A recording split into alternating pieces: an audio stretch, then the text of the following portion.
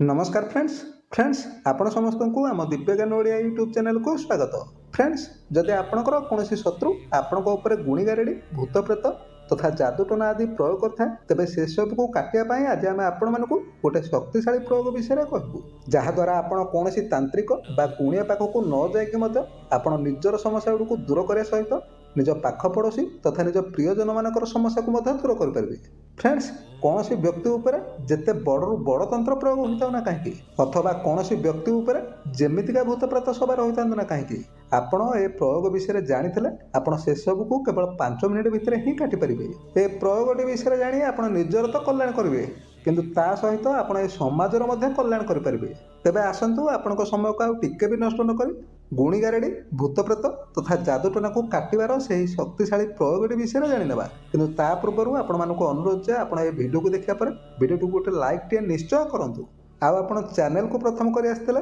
Channel को subscribe करी पाखरे थिबा बेल बटन को आपण ऑल करके दबाई दंतु जहा द्वारा आपण एई भली वीडियो आगो को मत देखा को पाई परिबे। फ्रेंड्स प्रथम कथा होची जदि जड़े व्यक्ति उपरे गुणी गारेड़ी किबा तंत्र मंत्र आदि प्रयोग होता है तेबे से व्यक्ति को एहा द्वारा जेतिकी कष्ट होन थाए ताठारु सबटु अधिक कष्ट होता है से व्यक्ति कौनसी तांत्रिक बा गुणिया पाखक दौड़ी दौड़ी एहा द्वारा से शारीरिक तथा मानसिक भाव तो कष्ट पाई थाए किंतु जदि कौनसी भंड तांत्रिक हाबड़े पड़ जाए तेबे तो आर्थिक भाव में से अनेक कष्ट पाई थाए। आउ एहा छड़ा जदि कौनसी व्यक्ति उपरे भूत प्रेत सवार हो जाए तेबे से व्यक्ति को समाज में लज्जित होगाकू पड़ थाए किंतु जदि आपण आजर वीडियो को देखती आजर वीडियो आम जो उपाय विषय कहूँ से उपाय को आपण कर दियंती तेबे जदि भी भविष्य में आपंकर यही भली समस्या आसे तेबे आपण से समस्या खूब सहजरे मुकुली पारिबे। फ्रेंड्स आज आम गुणी गारेड़ी भूत प्रेत तथा तंत्र मंत्र को काटिया गोटे छोटिया साबर मंत्र विषय कहूँ आदि आपण से मंत्रटी को आग को आसुवा होली रे केवल मात्र 108 थर जप कर सिद्ध करनियंती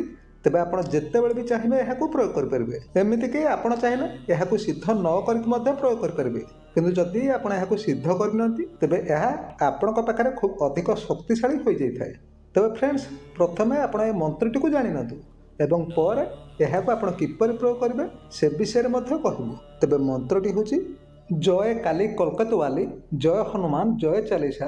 तेरा वचन न जाए खाली अपनी चीज अपना मिल जाए धरती खोल सुर पाए नखमा खो अपना सो पाए तेरे गुरु का वचन ना सुहाई इस वक्त जादू टोना यहाँ से भाग जाई मारू हाँक गुरु गोरखनाथ की हाँक ईश्वर गोरा पार्वती महादेव की दुहाई। फ्रेंड्स मंत्र को तो आप जानीदे वास्तव में ए मंत्रटी एपर गोटे मंत्र जहाँकि जदि आप पूर्वर कौन प्रकार तांत्रिक मार्ग था तेबे तो ए मंत्र को आपण सिद्ध कर आवश्यक ना किंतु जदि आप प्रथम कर कौन प्रकार तंत्र मंत्र शिखु था तेबे आपण ए मंत्र को होली दीपावली कि ग्रहण अथवा कौन गोटे पवित्र दिन में केवल थरुटे ए मंत्रटी को आप सिद्ध करनु मंत्र को सिद्ध करने आपको सेमती विशेष किसी परिश्रम करने पड़ोनी केवल आप मंत्र को 108 थर बोलीदेले ए मंत्रटी संपूर्ण रूप से सिद्ध हो जाए। तेबे मंत्र को जानिया पर आपण ए मंत्र को किपर प्रयोग करेंगे एबे से विषय में जानि नियंतु। तेबे काहा उपरु गुणी गारेड़ी बा तंत्र मंत्र को दूर करने आपण प्रथमे किछि गोबर घसी को जाली तार पाउंस को आप साइति रखु यही गोबर घसी आपन को बिल बाड़ी कि बण जंगल जो गाई गोरु चलती सेठारे आपको खूब सहजरे मिल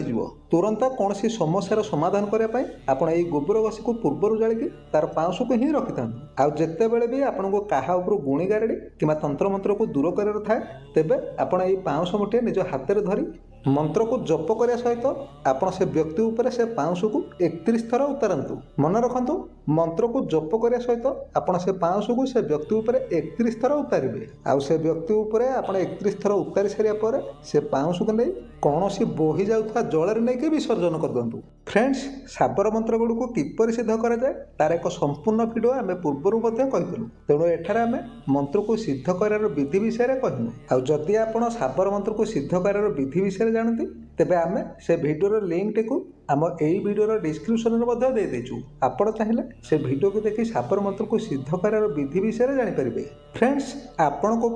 कि आपणकर कौन से प्रियजन उपर जहाँ भी गुणी गारेड़ी कि जेकोसी प्रकार भी जादूटना प्रयोग होता ना कहीं आपण केवल ये गोटे मंत्र में से सबू किसी को दूर करेंगे एथिपाई ना आपको कौन तांत्रिक पाखक जावाक पड़ो आ ना कौन गुणिया पाखक जावाक पड़ो आपण घरे बसी केवल थरुटे ए मंत्र को सिद्ध कर से सबको खूब सहजरे काटी पारिबे। ତେବେ ଆଜି ଆମେ ଯେଉଁ ମନ୍ତ୍ରଟି ବିଷୟରେ କହିଲୁ ତାହା କେବଳ ଗୁଣିଗାରେଡ଼ି ବା ତନ୍ତ୍ରମନ୍ତ୍ର ଅଥବା ଯାଦୁଟୁନାକୁ କାଟିବା ପାଇଁ। କିନ୍ତୁ କୌଣସି ବ୍ୟକ୍ତି ଉପରେ ଯଦି ଭୂତ ପ୍ରେତ ସବାର ହୋଇଥାଏ ତେବେ ତାକୁ କିପରି କାଟିପାରିବେ ତାର ଏକ ସ୍ୱତନ୍ତ୍ର ଭିଡ଼ିଓ ଆପଣମାନେ ଆମକୁ ଜଣାଇଲେ ଆମେ ନିଶ୍ଚୟ ବନେଇବୁ। ଆଉ ଆଜି ଆମେ ଯେଉଁ ପ୍ରୟୋଗ ବିଷୟରେ କହିଲୁ ସେ ପ୍ରୟୋଗ ବିଷୟରେ ଯଦି ବୁଝିବାରେ ଆପଣଙ୍କର କୌଣସି ବି ତ୍ରୁଟି ରୁହେ ତେବେ ଆମକୁ ଆପଣ କମେଣ୍ଟ ମାଧ୍ୟମରେ ନିଶ୍ଚୟ ଜଣାନ୍ତୁ।